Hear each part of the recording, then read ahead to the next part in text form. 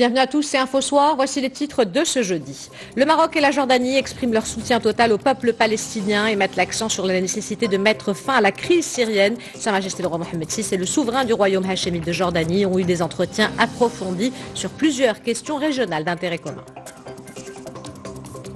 Le Maroc et la Jordanie dévoilent les axes d'un partenariat stratégique multidimensionnel. À l'issue des entretiens entre les deux souverains, le ministre des Affaires étrangères Nasser Bourita a donné un point de presse avec son homologue jordanien Ayman Safadi. En Algérie, les rues de la capitale ont de nouveau été investies. Des manifestations avec des slogans contre le système, mais aussi contre le général Gaïd Salah. Le chef d'état-major de l'armée veut activer l'article 102 de la Constitution pour écarter le président Abdelaziz Bouteflika du pouvoir. Le FICAM 2019 s'est terminé. Hier soir, le Festival international du cinéma d'animation de Meknès a pris fin après 6 jours de projections, de rencontres et d'ateliers. Une cérémonie de clôture durant laquelle a été primé le film Le Jour extraordinaire. Nous en parlerons à la fin de cette édition dans la chronique culturelle de Samia Harissi.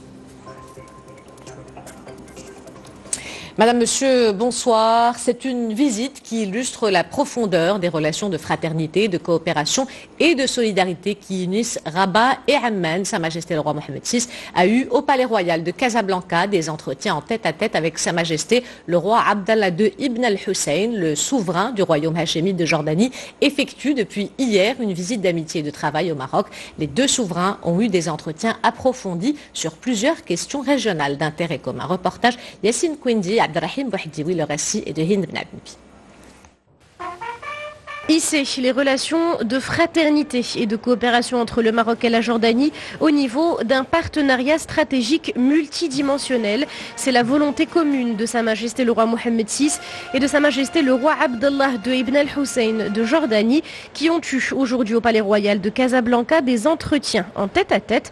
Le souverain du royaume hachémite effectue une visite d'amitié et de travail au Maroc, un voyage qui vient illustrer la profondeur des relations de fraternité, de coopération et de solidarité qui unissent les deux peuples frères à la faveur de la volonté commune des deux monarques. Les entretiens approfondis qui ont eu lieu entre Sa Majesté le roi Mohammed VI et Sa Majesté le roi Abdallah II de Jordanie ont permis d'aborder plusieurs questions régionales d'intérêt commun.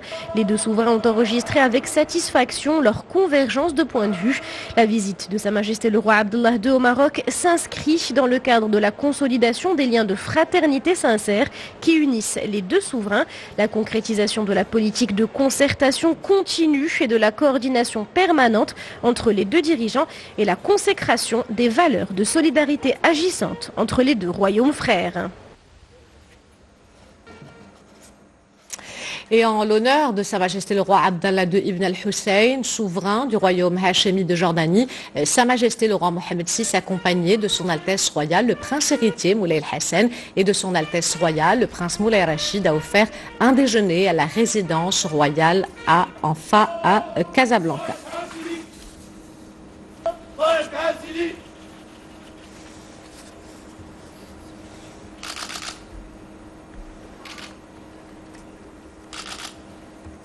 Le souverain du royaume hachémite de Jordanie, qui est arrivé hier, a quitté en fin d'après-midi le Maroc au terme d'une visite d'amitié et de travail à l'invitation de Sa Majesté le roi Mohammed VI à son départ de l'aéroport international Mohammed V de Casablanca. Sa Majesté le roi Abdallah II a été salué par son Altesse royale, le prince Moulay Rachid, après avoir passé en revue un détachement de la brigade légère de sécurité qui rendait les honneurs.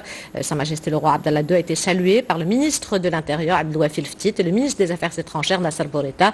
Il a également été salué par l'ambassadeur du Maroc en Jordanie, le gouverneur de la province de Noassar et plusieurs autres personnalités civiles et militaires.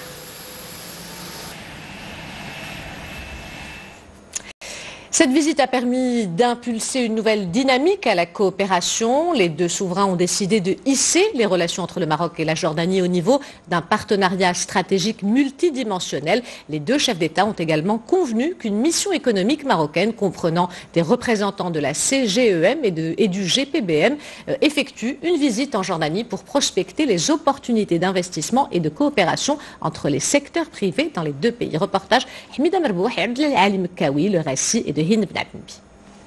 Un partenariat stratégique multidimensionnel, c'est ce vers quoi se dirigent les relations entre Rabat et Amman à la faveur de la visite au Maroc de Sa Majesté le roi Abdallah II de Jordanie. Parmi les mesures de consolidation des liens économiques entre les deux pays, la volonté des deux monarques de mettre en œuvre des projets communs, concrets, dans des domaines comme les énergies, l'agriculture ou le tourisme.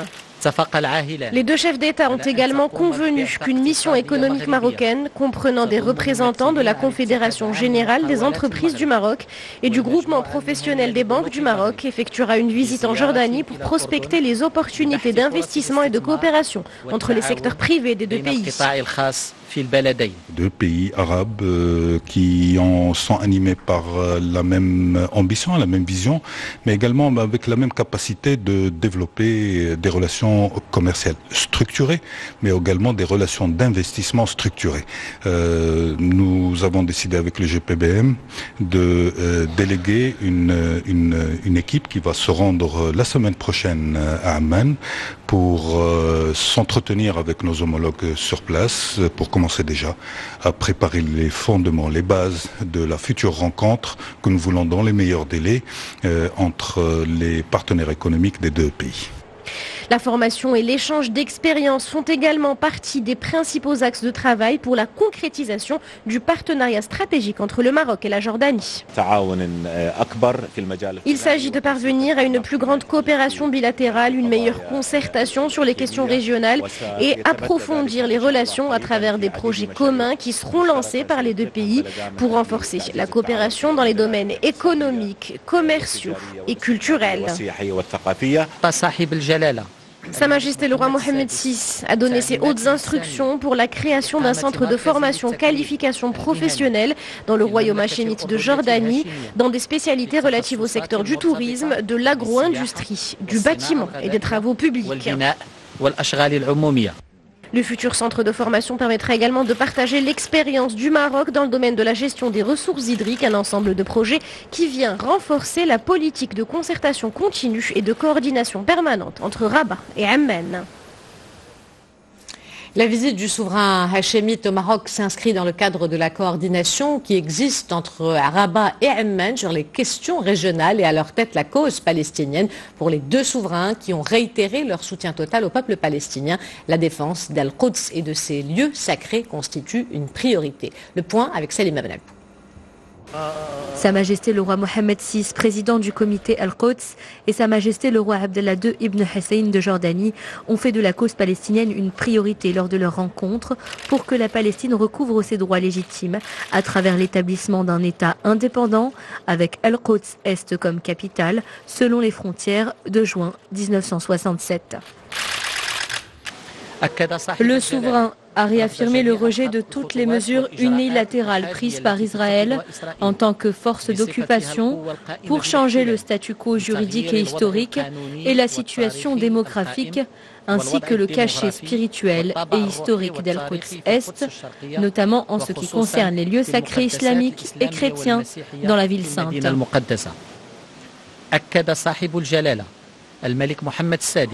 Sa Majesté le roi Mohammed VI a souligné l'importance de la tutelle hachémite historique assurée par Sa Majesté le roi Abdallah II sur les lieux saints islamiques et chrétiens à Al-Quds et son rôle principal dans la protection de ces lieux sacrés et leur identité arabo-islamique et chrétienne et plus particulièrement la mosquée Al-Aqsa.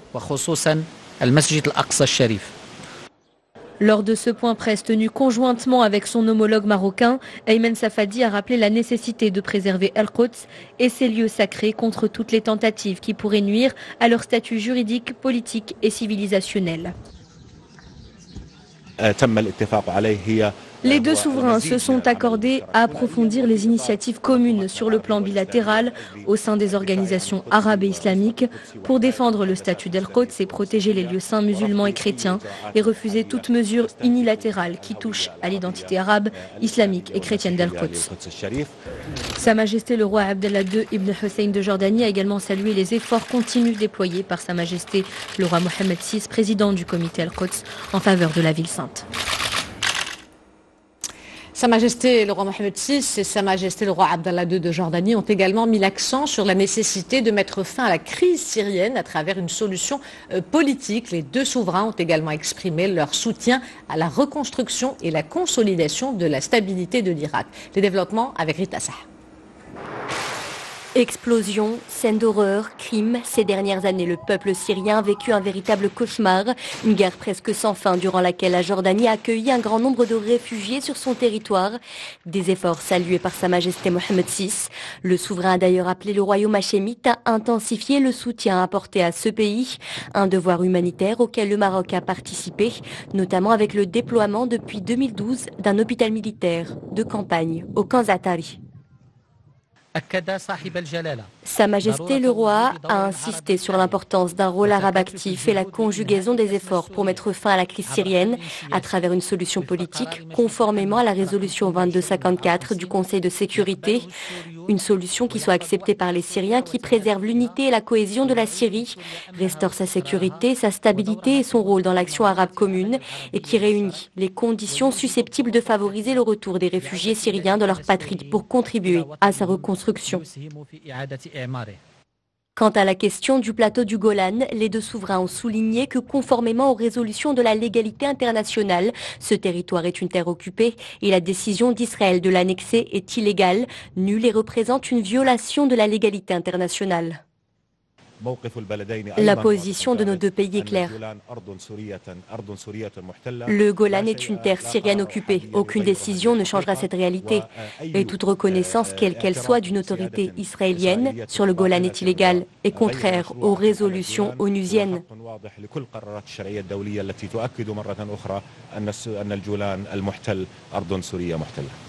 Sa Majesté Mohamed VI et le roi Abdallah II de Jordanie se sont enfin dit satisfaits de la victoire réalisée par l'Irak au prix de grands sacrifices sur l'organisation terroriste Daesh et ont exprimé le soutien du Maroc et de la Jordanie à l'opération de reconstruction et de consolidation de la stabilité de l'Irak. La politique étrangère est une affaire de souveraineté pour le Maroc et la coordination avec les pays du Golfe doit se faire de part et d'autre. S'exprimant lors d'un point de presse conjoint avec son homologue jordanien, l'issue des entretiens en tête-à-tête de Sa Majesté le roi Mohamed VI et Sa Majesté le roi Abdallah II, le ministre des Affaires étrangères Nasser Bourreta a indiqué du point de vue du Royaume du Maroc, les relations avec les pays du Golfe, notamment l'Arabie saoudite et les Émirats arabes unis, ont toujours été des relations historiques profondes. On écoute Nasser Bourreta. Il peut arriver qu'on ne soit pas d'accord sur certaines questions. La politique étrangère étant une affaire de souveraineté. Au Maroc, elle est en outre fondée sur des principes et des constantes. La coordination devrait se faire dans les deux sens. Elle ne doit pas être à la carte. Elle doit couvrir toutes les questions importantes, au Moyen-Orient comme en Afrique du Nord, à l'instar de la crise libyenne.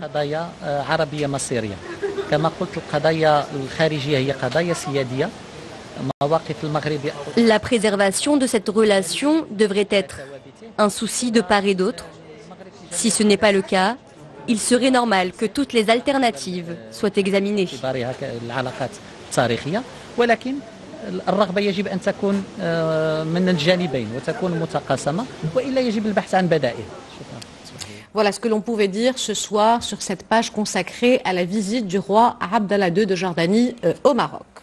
Avant son départ imminent pour sa visite au Maroc prévue ce week-end, le chef de l'Église catholique a tenu à adresser un message au peuple marocain.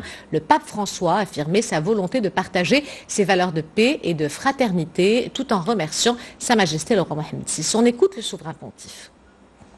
Caro popolo del Marocco, assalamu alaikum, la pace sia con voi. Tra poco mi recherò nel vostro caro paese per una visita di 2 giorni. Ringrazio Dio per questa opportunità che mi dona. Sono grato a Sua Maestà, il Re Mohammed VI, per il suo gentile invito e alle autorità marocchine per la premurosa collaborazione. Sulle orme del mio santo predecessore Giovanni Paolo II vengo come pellegrino di pace e di fratellanza in un mondo che ha tanto bisogno. Come cristiani e musulmani crediamo in Dio, creatore misericordioso, che ha creato gli uomini e li ha posti nel mondo perché vivano da fratelli, rispettandosi nelle diversità e aiutandosi nelle necessità. Egli ha affidato loro la terra, nostra casa comune, per custodirla con responsabilità e conservarla per le future generazioni. Sarà una gioia per me condividere con voi direttamente queste convinzioni nell'incontro che avremo a Rabat. En Algérie, des architectes, des artistes, mais aussi des notaires sont de nouveau descendus dans les rues de la capitale. De nouvelles manifestations avec des slogans contre le système, mais aussi contre le général Gaïd Salah. Le chef d'état-major de l'armée veut activer l'article 102 de la Constitution pour écarter le président Abdelaziz Bouteflika du pouvoir. Les détails avec Rita Sah. Banderoles et pancartes en main. Sur la place de la Grande Poste d'Alger, des centaines d'Algériens se sont encore donné rendez-vous aujourd'hui. Depuis la proposition de Gaïa Salah, le mouvement citoyen ne s'est pas essoufflé, bien au contraire. Nombreux sont ceux qui réclament d'ailleurs le départ du chef d'état-major de l'armée. Pour les manifestants, le recours à l'article 102 de la Constitution constitue une atteinte aux intérêts du peuple algérien. L'article 102 qui prévoit la destitution du président pour cause d'inaptitude à gouverner est une autre conspiration contre le peuple algérien. Les autorités pouvaient l'appliquer en 2013, mais plus aujourd'hui. C'est trop tard. Après plus de 5 semaines de contestation, les derniers événements commencent à susciter de l'inquiétude chez les Algériens. Selon les analystes, certains redoutent un scénario à l'égyptienne et évoquent même une nouvelle manœuvre du régime actuel. On veut du changement, que ce régime et son gouvernement s'en aillent. Tout comme dans la rue, sur les réseaux sociaux, la contestation se poursuit. Les internautes appellent au changement dans leur pays et également à un acte 6, avec une mobilisation de taille demain encore dans toute l'Algérie. Retour à l'actualité nationale avec la réunion hebdomadaire des membres de l'exécutif. Lors de cette réunion, le conseil présidé par le chef du gouvernement, Saïd El Atmani, a suivi un exposé de la ministre de la Famille, de la Solidarité, de l'Égalité et du Développement social sur les mesures prises par le gouvernement pour lutter contre la violence à l'égard des femmes. Le conseil a également adopté un projet de loi relatif à l'apurement du budget de l'exercice financier 2017, présenté par le ministre de l'Économie et des Finances. C'est l'heure à présent de décrypter l'actualité culturelle avec, comme tous les jeudis, la chronique de Samia Hadissi. Samia, bonsoir. Bonsoir, Sam. Alors, on arrive ce soir à la clôture du Festival international du cinéma d'animation de Meknes qui, en 18 ans, a parcouru bien du chemin. Exactement, Ihsan. Le FICAM persiste et signe son inscription sur la plateforme africaine et arabe du cinéma d'animation. Et comme tous les ans, Ihsan, la programmation était exceptionnelle avec des projections de films d'animation de tous les pays du monde, des rencontres, des ateliers pour les étudiants et donc cette année encore de grands noms du cinéma d'animation international s'y sont donnés rendez-vous et sont allés à la rencontre du public, parmi eux l'américain Peter de Sèvres, réalisateur de L'Âge de glace, ou encore le français Michel Oslo, bien connu pour Kirikou. La cérémonie de clôture a été marquée par la présentation d'un spectacle intitulé En sortant d'école, un ciné-concert qui réunit 16 films poèmes dans lesquels les musiques et les textes sont interprétés en direct par les musiciens récitants, un spectacle dédié à la poésie de Prévert, Desnos, Apollinaire. Le FICAM 2019, en chiffres, c'est 30 000 festivaliers, dont pas moins de 8 000 écoliers, 54 projections de films, 15 nationalités. Le reportage est signé à Al-Din Hmini et Sarah Jabri qui revient pour nous sur le palmarès. On regarde. De Jacques Prévert à Robert Desnos en passant par les souvenirs de guerre d'Apollinaire, les festivaliers ont exploré les univers de ces 3 poètes français à travers un spectacle enchanteur intitulé En sortant de l'école. Un ciné-concert qui réunit des films-poèmes dans lesquels les musiques et les textes sont interprétés en direct par les musiciens récitants. On finit une tournée là, de plusieurs dates. On est parti d'Agadir. On est remonté à Essaouira, Al-Jedida, Marrakech, Casablanca, enfin bref, on a fait plein de villes du Maroc, rencontré plein d'enfants. On a joué à Tétouan dans une salle avec 850 enfants, donc c'était magique. Ils étaient très énergiques. Un spectacle présenté lors de la cérémonie de clôture du FICAM 2019, une 18e édition qui a réuni en 6 jours pas moins de 30 000 festivaliers, dont une centaine d'étudiants. Une édition qui a aussi été marquée par la projection d'une 50aine de fictions représentant 15 nationalités. Nous avons projeté beaucoup plus de films que les éditions précédentes, plus particulièrement au théâtre Mohamed Mennouni. 160 étudiants ont assisté aux ateliers proposés dans le cadre du festival. Nous avons également reçu pas moins de 8000 élèves. Nous sommes fiers de cette édition, du festival et de la ville de Meknès. Côté palmarès, le jour extraordinaire, court-métrage de Johanna Lurie a été primé dans la catégorie court campette. La mention spéciale du jury est revenue au film Je sors acheter des cigarettes d'Osman Serfan, alors que le prix du meilleur long-métrage a été décroché par le Brésilien Gustavo Stenberg pour Tito et les oiseaux. Cap cette fois-ci sur le festival Théâtre et Culture de Casablanca que l'on doit à la Fondation des Arts Vivants et qui se poursuit jusqu'au 1er avril. Un autre festival, Ehsen, qui a placé la barre assez haut cette année avec des pièces de grande qualité, nationales et internationales inédites, mêlant drame, comédie, chant et danse, interprétées par de nombreuses troupes étrangères et marocaines, dont des comédiens, tragédiens, danseurs et humoristes. L'affluence a été particulièrement importante hier soir à La Folle, à Casablanca, pour la merveilleuse pièce, un rapport sur la banalité de l'amour, l'histoire d'une passion amoureuse entre deux êtres hors normes que tout devrait séparer. Salim Abnabou et Mohamed Badawi étaient aux premières loges. On regarde ça. Je pense que c'est au sujet de ma dissertation sur Platon. Absolument, votre dissertation sur Platon. Tout les sépare. D'abord le temps. Elle avait 18 ans, il en avait le double.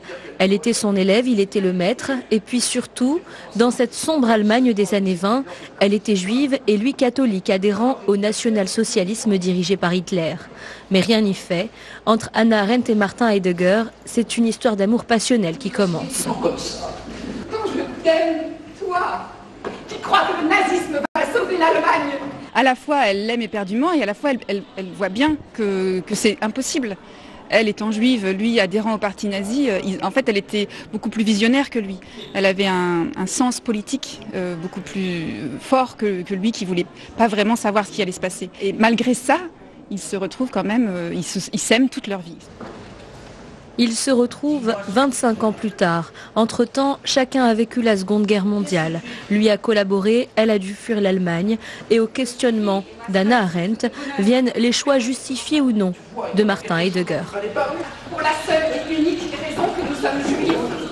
Il n'avait pas du tout les pieds sur terre. Je pense qu'il ne s'est pas du tout rendu compte au départ de ce que représentait le parti nazi. Il s'est raconté le nazisme à sa façon. Et après, effectivement, il s'est rendu compte de ce que ça voulait dire parce que il a vu en tant que recteur ce qu'il a été obligé de faire, mais c'est vrai aussi qu'il a essayé de protéger des gens, protéger des juifs, il l'a fait, il a essayé d'aider, et puis il a très vite démissionné, puis il est reparti dans sa cabane à Todnoberg avec ses...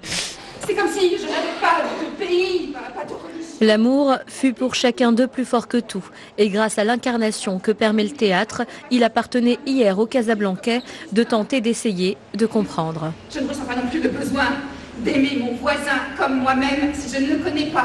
Et malgré cette responsabilité qu'il avait, elle l'aimait. Et lui aussi, il l'aimait.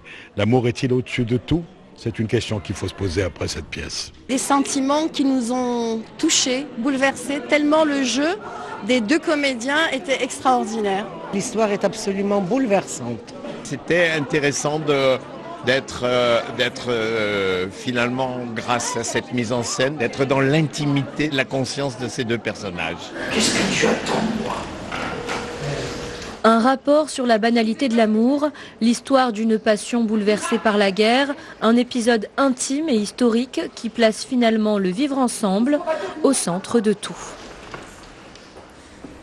Place Samia à présent à vos propositions de sortie avec votre agenda. Et on commence avec un événement qui devrait éveiller bien des vocations. Le festival et concours de la chanson francophone Maroc Folie du 4 au 6 avril à l'Institut français de Marrakech. Le festival du cinéma latino, c'est du 2 au 14 avril à l'Institut Cervantes de Rabat. 2 magnifiques expositions s'ouvrent au musée Mohamed VI d'art contemporain de Rabat, Hassan Glaoui, le sel de ma terre et Lumière d'Afrique qui auront lieu du 2 avril au 31 août. Ne ratez pas la tournée du girl band américain les T-Sisters qui se produisent le 7 avril à Casa avec les Noujoum Band, le 9 à Agadir avec Asma Hamzaoui et le 11 à Taroudens avec les Roudaniyat. Et enfin une belle exposition originale Piece of Heart de l'artiste Abla Choukri qui revisite l'art de la mosaïque du 11 au 25 avril. Ihsen. Merci Samy, on se retrouve la semaine prochaine pour une nouvelle chronique culturelle. Avant de nous quitter, je vous rappelle l'une des principales informations de ce journal. Sa Majesté le roi Mohamed VI a eu au Palais Royal de Casablanca des entretiens en tête-à-tête avec Sa Majesté le roi Abdallah II de Jordanie. Les 2 souverains qui ont eu des entretiens approfondis ont réitéré leur soutien total au peuple palestinien et mis l'accent sur la nécessité de mettre fin à la crise syrienne à travers une solution politique. Les 2 souverains ont également exprimé leur soutien à la reconstruction et la consolidation de la stabilité de l'Irak. Il a également été décidé de hisser les relations entre le Maroc et la Jordanie au niveau d'un partenariat stratégique multidimensionnel. Le souverain du royaume hachémite de Jordanie, qui est arrivé hier, a quitté en fin d'après-midi le Maroc au terme d'une visite d'amitié et de travail de 2 jours à l'invitation de Sa Majesté le roi Mohamed VI.